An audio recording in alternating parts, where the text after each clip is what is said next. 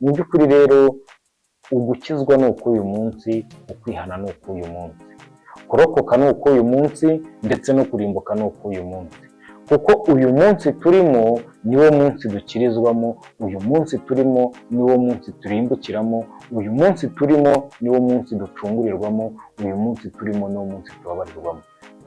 Twongeye kubasuhuza inshuti bavandimwe aho muherereye hose, haba abari hano mu gihugu cyacu cy'u Rwanda ndetse n'abari hanze yacyo, mwese turabashuhuje, amahoro y'Imana akomeza aganze mu mitima yanyu. Rero nk'ibisanzwe hano ni kuri Zibuka TV, yewe muri kubona kuri screen nitwa Munezero Daniel. Uyu munsi nifuje ko twaganira ku magambo meza, amagambo y'ihumure, amagambo y'inkomezi, cyane ko channel yanyu ariyo yacu, nta kindi ibereyeho, nta kindi ishinzwe, nta kindi igomba gukora usibye guhumurizanya, usibye kuganira ndetse no guhugurana ku byo Imana idushakaho.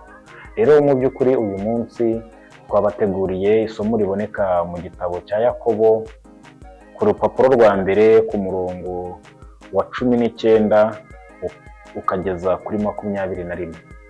Rero mu by'ukuri hano dushishikajwe gukora ibyo Uwiteka ashaka.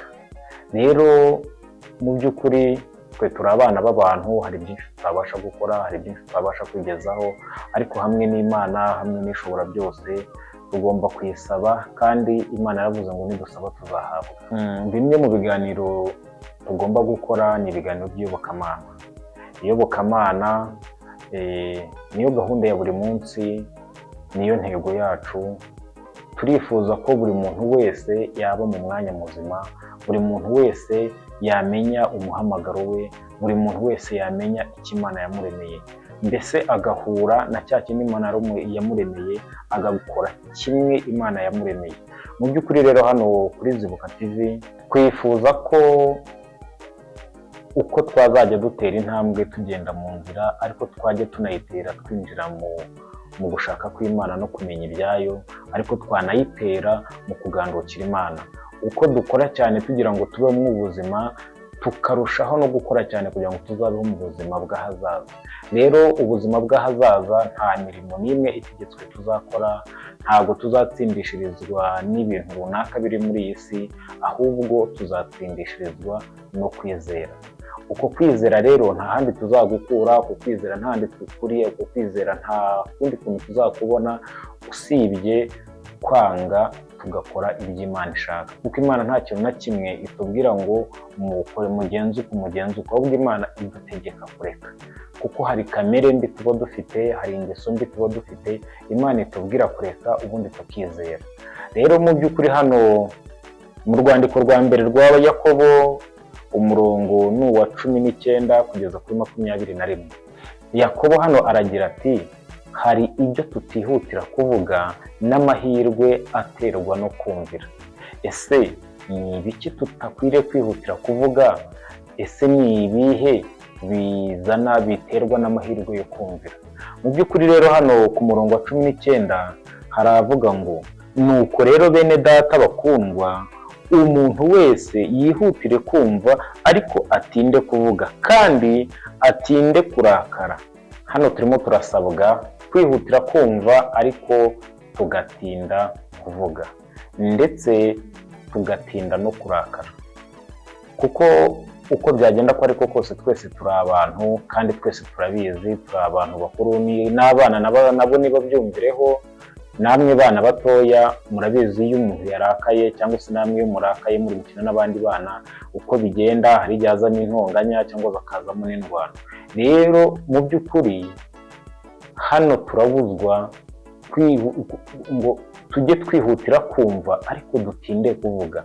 Mu by'ukuri uyu munsi ushobora kumva ikintu wenda ukumva ntago kirimo neza, kumva ntabwo ari cyo wakabaye wumva, noneho bikaza kurangira uvuze, noneho ugasanga bimwe uvuze ni bibi kurenza bimwe wumvise. Ariyo mpamvu turi kubwirwa ngo tujye twihutira kumva ariko dutinde kuvuga, ndetse ngo dutinde no kurakara, kuko uyu munsi ushobora kumva ikintu wenda utanavuga ugahita urakara, noneho bwa burakari bukaba bwabyara ikindi kintu kitari cyiza, ukaba warwana, ukaba watongana, cyangwa se ukagira n'ibindi wangiza byari bifitiye abandi bantu akamaro. Rero mu by'ukuri ntabwo Imana yifuza ko, nta n'ubwo ikeneye ko duhubuka mu kuvuga ndetse no mu gukora, ndetse ntabwo Imana ishaka ko duhubuka mu kurakara. Mbere ya byose umuntu aba agomba kubanza agatekereza, ese ibi bigiye kundakaza cyangwa se ibi bigiye gutuma mvuga, ibyo ngiye kuvuga ni ibya nyabyo? Ese ibyo ngiye kuvuga ari njyewe ubibwiye ubundi nyirizina, njyewe nabyakirana? Noneho icyo gihe iyo umaze gutekereza ukavuga uti ibi nanjye mbibwiye uko nabyakira ni uko, bizaguhereza imbaraga zo guceceka cyangwa se zo kuvuga. Nusanga ko ibyo ugiye kuvuga nawe ubwawe ubyumvise ari undi muntu ubikubwiye, ukumva nta kibazo bikugizeho, ukumva ntabwo nta ngaruka mbi bikuzanyemo, mu by'ukuri ibyo bintu nta kibazo biteye. Ariko nyamara nureba ukareba ibintu ugiye kuvuga ari wowe ubibwiwe, ukabona ko bishobora kukugiraho ingaruka kubyumva, ndi gutekereza neza ko ntabwo ukwiye nawe ibyo bintu kubigaburira abandi bantu, kuko nawe uzaba ubahumanyije. Kandi ikindi, uyu munsi nimba umuntu arakaye, iyo umuntu arakaye akora ibintu bibi cyane, akora byinshi bitandukanye, ashobora gukora ibintu akaza kwicuza nyuma ariko atakibasha kugera gute kubisubiza inyuma. Rero hano icyo Bibiliya iri kutubwira, uko Yakobo ari kutubwira, umuhamagaro wacu ntabwo ari uwo guhubuka tuvuga, ntabwo ari uwo guhubuka turakara, ntabwo ari uwo guhubuka mbese dukora ibintu bidahwitse. Ntabwo ari umuhamagaro, ntabwo ari Imana yaturemeye, ntabwo ari Imana iteganya ko cyangwa se yashakaga ko aricyo tuzakora. Imana yaturemeye kugira ngo dufashanye, dufatane, dufashanye. Uyu munsi hari abantu ushobora gusanga, wenda dufashe nk'urugero nk'umuntu urwaye, uyu munsi njye ndi muzima, nawe uri kundeba uri muzima. Rero ikintu Imana ishaka ni ukugira ngo mu gihe twebwe twagira ubuntu tukaba turi bazima, kandi tuzi neza ko nta kindi kiguzi twigeze dutanga, nta bundi buhanga, nta bumenyi burimo, nta n'imbaraga zacu, ahubwo twe tukaba turi bazima gusa. Hariya niho tuba tugomba gukorera icyo Imana yaduhamagariye, icyo Imana yaturemeye, tukareba ngo uyu muntu warwaye, ese turamutse tumugezeho, noneho wa muntu tukamugeraho tukamusura, nimba no kumuganiriza. Mu by'ukuri ushobora kuganiriza umuntu yari ameze nabi, ukabona hari ikintu gihindutse mu buzima bwe, cyane ko abonye ko ari kumwe n'umuntu. Rero mu by'ukuri hano muri Yakobo dukomeje ku murongo wa 20 havuga ngo koko uburakari bw'abantu budashobora ibyo gukiranuka kw'Imana. Hano Yakobo yatweretse kurakara icyo ari cyo, atwereka guhubuka icyo tuvuga icyo ari cyo, noneho anatubwira ko uburakari bwacu budashobora guhwana no gukora kw'Imana cyangwa se gushaka kw'Imana. Mu by'ukuri rero iyo twarakaye nyine biba byamaze kuzamba, nta cyiza twavuga, nta cyiza twakora, nyine tuba dukora iby'isoni. Niyo mpamvu hano turi kubuzwa, ahubwo kuri njyewe ndumva ari nk'itegeko, turategekwa kutarakara, tugategekwa kutahubuka tuvuga. Mu by'ukuri rero buriya umuntu agiye kuvuga akabanza akareba ibintu agiye kuvuga, nimba nawe ubwo aramutse abyumvise bitamubangamira, ntekereza ko aricyo kintu cyaba igisubizo kizima. Kuko ibyo bintu ugiye kugaburira abantu, ntabwo uzi abo ugiye kubigaburira imitima yabo uko imeze.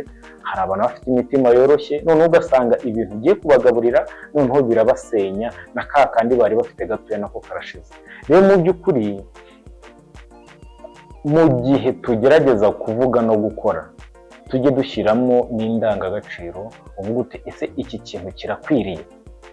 Mbere ya byose umenye ngo wariremye cyangwa ni Imana yakuremye. Noneho usanze ari Imana yakuremye, rero uribaza ati ese ibi bintu ngiye gukora cyangwa ngiye kuvuga, ese birubahisha Imana? Ese mu by'ukuri ibi bintu njye ubwanjye biranyubahisha? Noneho rero numara kubona igisubizo cyabyo, uzahitamo kubireka mu gihe ubonye ko bitakubahisha, cyangwa se kubikora mu gihe ubonye ko bikubahisha. Kandi ntabwo ntekereza ko gukora nabi hari umuntu wakubahisha, ntabwo ntekereza ko kuvuga nabi hari umuntu wakubahisha. Ahubwo icyakubahisha umuntu ni ukuvuga neza no gukora neza, ni ukubana na bose amahoro. Ubwo bimeze bityo, nimwiyambure imyenda yose y'ububi busaze, mwakirane ubugwaneza ijambo ryatewe muri mwe ribashisha gukiza ubugingo bwanyu. Ngo nimwakirane ijambo ryiza ryatewe muri mwe ribashisha gukiza ubugingo bwanyu.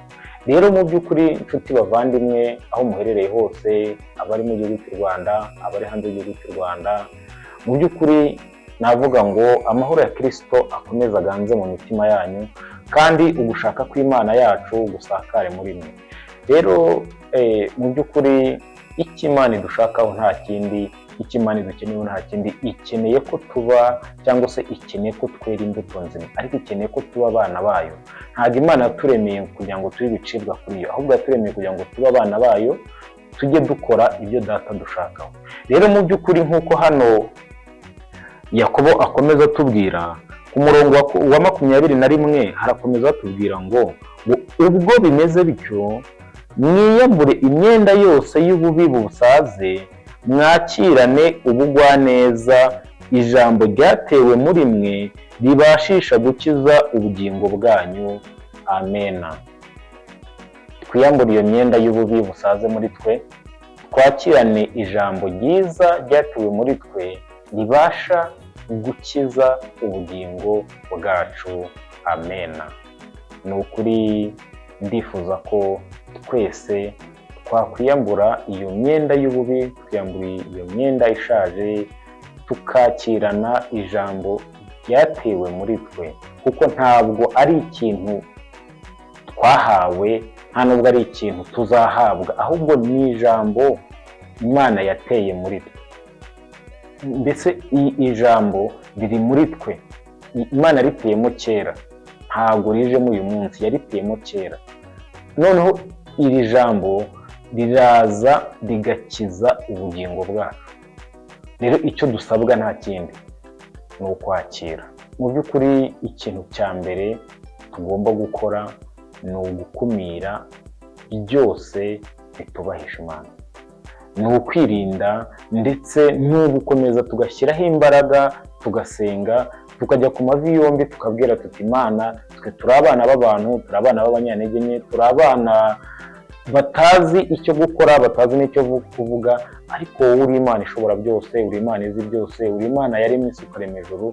Turakwinginze Databuja, uyu munsi tugenderere, turwanirire, dutsindishirize, tuvuganire, mbese tugasaba Imana ikatwambika imbaraga. Mu by'ukuri rero Imana ihora itegereje abayisanga ngo ibakire, ariko twebwe kuko twamaze kumera nk'utwinangira imitima, twamaze kugira ya mitima yitwa kahibwe, ntabwo dushaka kwegera Imana ngo idukize, ntabwo dushaka gusanga Imana ngo itubohore, ntabwo dushaka kwegera Imana ngo ituruhure, ahubwo turashaka kugumana ya miruho, turashaka kuguma tuboshye, turashaka kuguma twizingiye mu bintu bidafite umumaro. Ariko rero haracyari igihe, haracyari ibyiringiro.